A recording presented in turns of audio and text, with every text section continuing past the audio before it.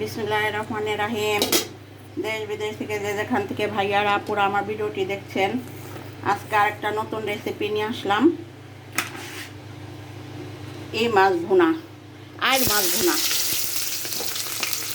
মাছ ভুনা রেসিপি নিয়ে আসলাম। আপনারা দেখেন,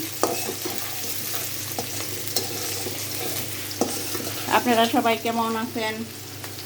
আমি তেমন একটা ভালো নাই, আমি অনেক অসুস্থ। এখন মাত্র ডাক্তার কাছ থেকে আসলাম, বেলা বাজে 2টা। এখন রাঁধতে আসলাম আইসা।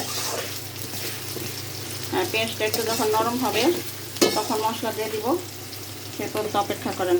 নরম হয়ে গেছে, লাল হয়ে গেছে, যে দেখেন। এখন রসুন দিয়ে দিব।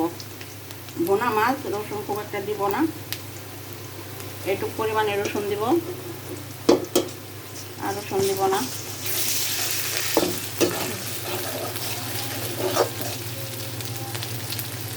হ্যাঁ, রসুনটা ভাজা ভাজা হয়ে গেছে। এখন একটু পানি দিয়ে দিব, তারপরে এক এক করে বাকি মশলাগুলো দিয়ে দিব। হলুদ, দিয়ে দিব হলুদ,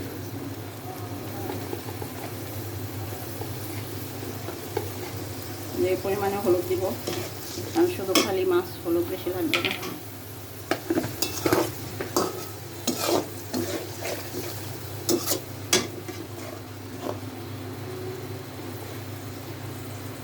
এই পরিমাণে একটু মরিচ দিব।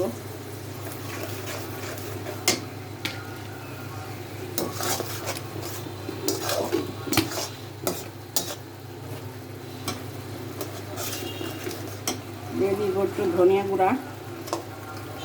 খুব একটা বেশি দিব না, কারণ ভুনা মাছ সবজি দিব না যেহেতু, এইটুকু পরিমাণে দিব।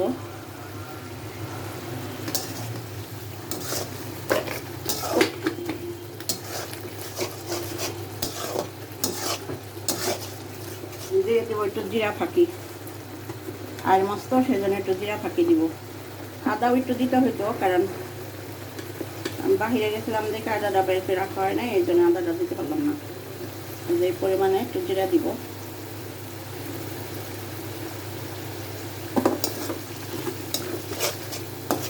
দিয়ে দিব একটু লবণ, একটু লবণ দিয়ে দিলাম এই পরিমাণে, পরে টেস্ট করে দেওয়া যাবে। এখন মশলাটা ভালো করে কষানো হোক। ভালো করে কষানো, মাছ তো সিদ্ধ হতে সময় লাগবে না। আর মাছ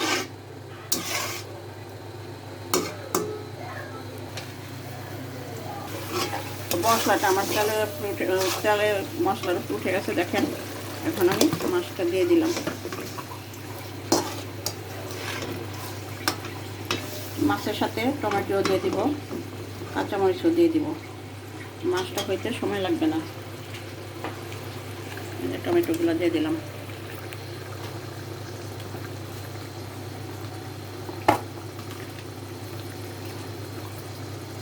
দিয়ে দিলাম কাঁচামরিচ।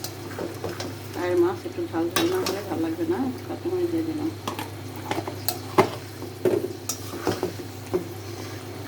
একটু নাড়া দিব, একটু কষানো হইলে হালকা একটু পানি দিব।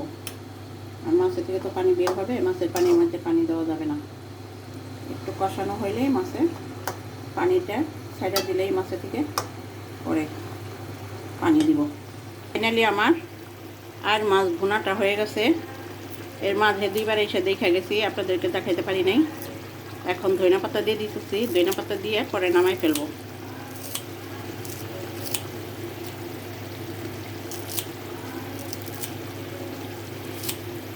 আর মাছ অনেকভাবে খাওয়া যায়, সবজি দা খাওয়া যায়, শাক দা খাওয়া যায়, বেগুন দা খাওয়া যায়, যে যেভাবে খায় আর কি।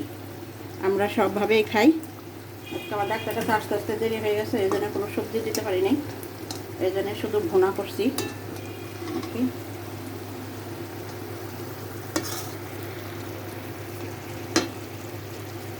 এখন ঝাল লবণ টেস্ট দেখবো কেমন হয়েছে।